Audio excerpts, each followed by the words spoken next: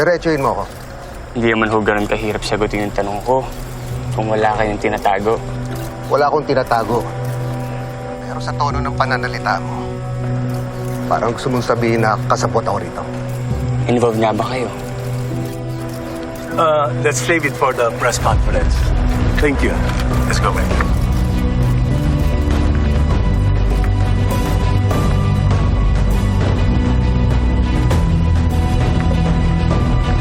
Savage talaga eh. Let's go. Yeah. Bakit ang brutal mo sa mga polis? 800 million pesos worth of shabu na ngayon nasabat, di ba? Ilang pamilya yung pwede masira dahil doon? Pero wala kang pakailam, no? Ano kasi iniisip mo lang gusto mong manira ng mga taong sinusugal na nga yung buhay nila? That's why you're just a vlogger. Puro kababawan ka lang. News has layers. You have to dig deeper. But word of advice, what if nag-beauty content or lifestyle ka na lang? Diba? Kasi doon, baka mas maging successful ka pa.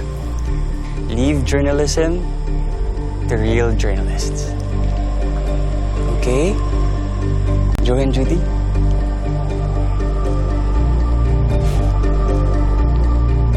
Let's go.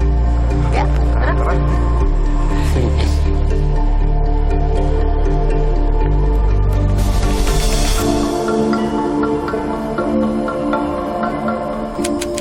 Sigurado ka ha, walang masakit sa'yo? Ha? Hindi ka nabalian ng buto o kaya nauntog? Dapat kasi talaga sinama na kita kanina eh. Nay, okay lang po ako. Syempre kasama ko po si tatay. Syempre niligtas ako ni tatay. Mabuti nga po sharpshooter siya eh. Natay. Eh paano pag minalas? Sumablay. Tapos bigla kang tinamaan. Ikaw naman kasi, bakit mo naman sinugal yung buhay ng anak mo? Hindi naman ako babaril kung hindi ako sigurado. Hindi mo alam yon. Maraming pwedeng mangyari, Miguel. Baka naman imbis na parangalan ka ng buhay, bibigyan ka ng pugay na pantay ang paa. Siguro naman kung parangalan nila akong patay, nandun ka. Sinusumbat mo ba sa akin kung bakit ako umalis? Kanina pa kami May nag-iintay. sinusundan nga akong lead! Ay, Nay, tay, okay na po. Ang importante naman po, diba, ligtas tayo ngayon. Magkakasama po tayo.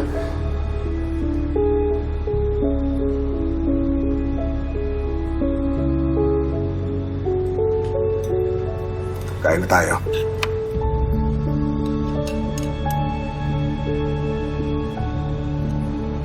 Kain na tayo, mahal. Ay, ka na.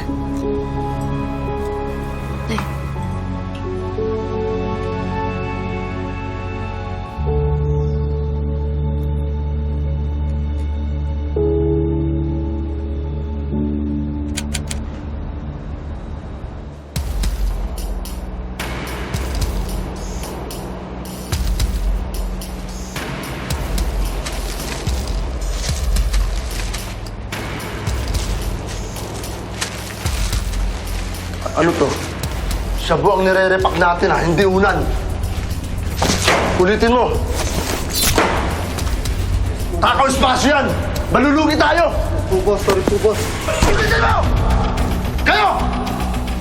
Ayusin yung trabaho niyo, ha!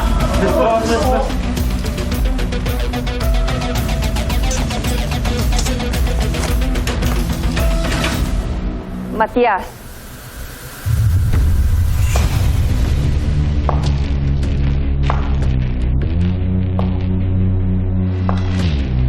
Almost 1 billion pesos worth of drugs.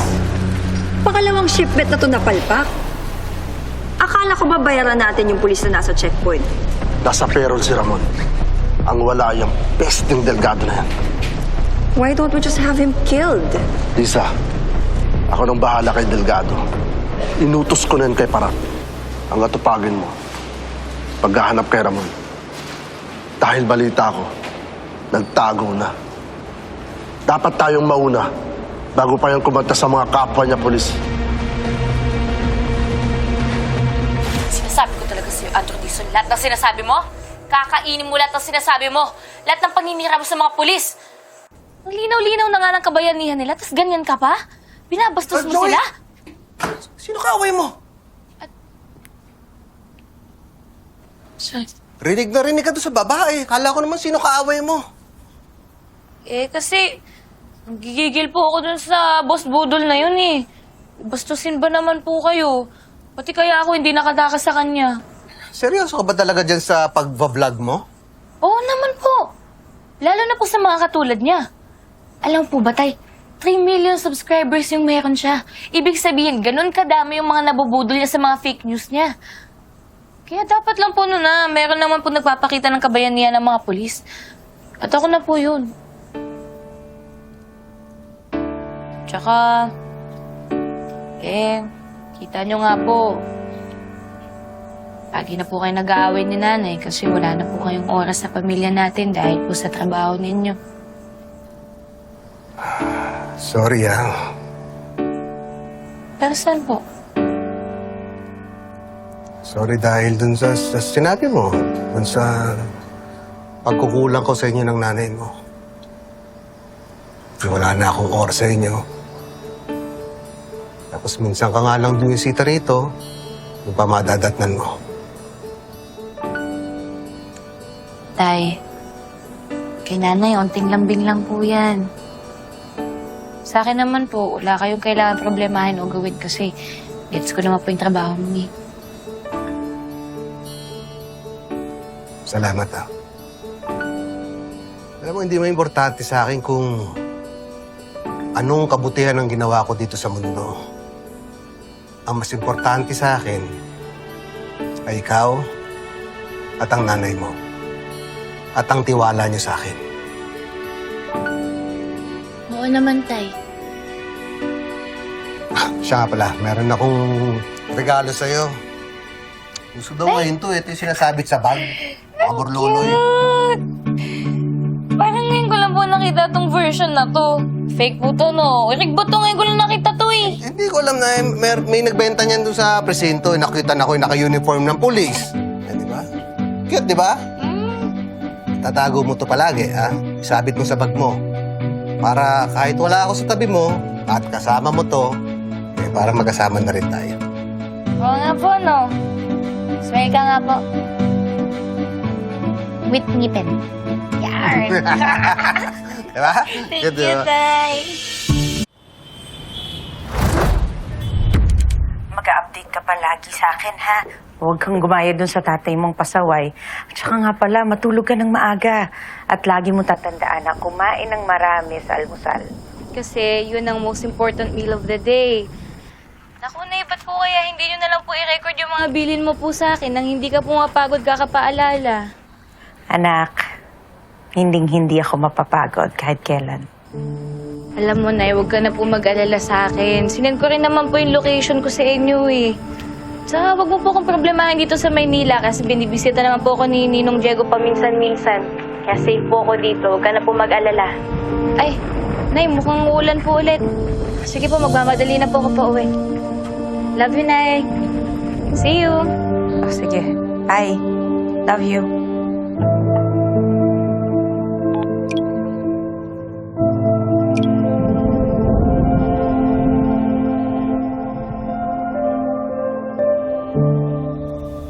Hindi mo residential area itong kung saan nakaparada yung sasakyan ni Ramon.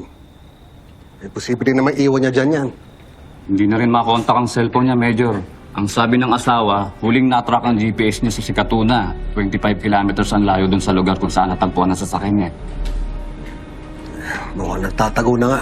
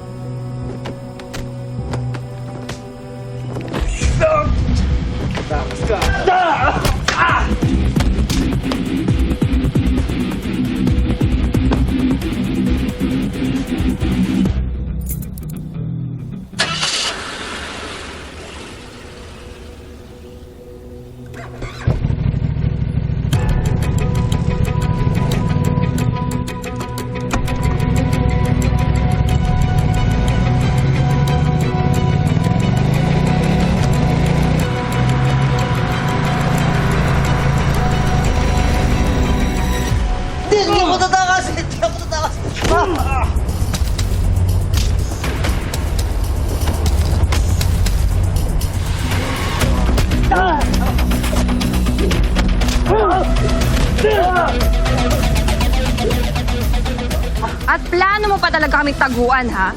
Hindi, madam, hindi. Nagpunta talaga ako rito para puntahan si Parak. Talaga ba? Oo, madam. Maniwala ka, madam. Hindi ako tatakas.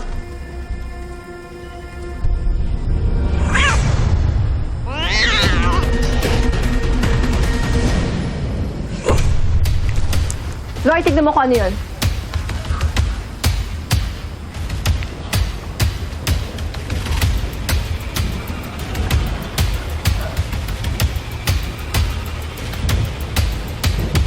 Sino yan? May tao ba dyan?